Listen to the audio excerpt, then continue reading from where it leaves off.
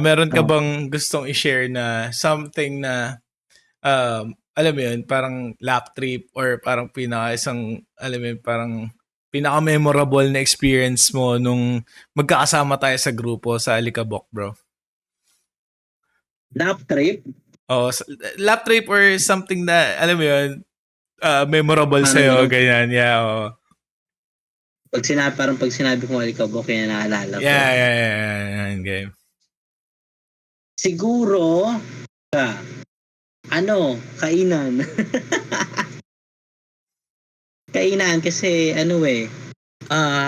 doon tayo parang walang trabaho, alam mo 'yun.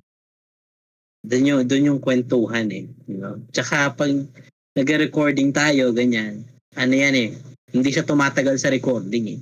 Sa usap, tsaka sa kainan. Doon Mm, tayo tumatagal. So, yeah. for me, yung bonding talaga yun.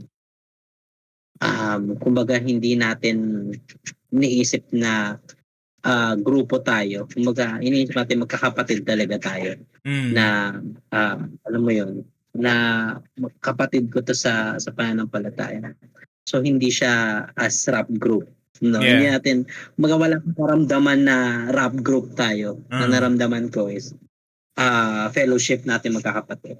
So yun yung pinaka-memorable sa akin sa Alikabok. Kaya hanggang ngayon um, ah, kumbaga parang vivid sa akin yung mga alaala na yun na parang nababagagati binabalikan, no? Saya lang. Kasi masaya naman talaga.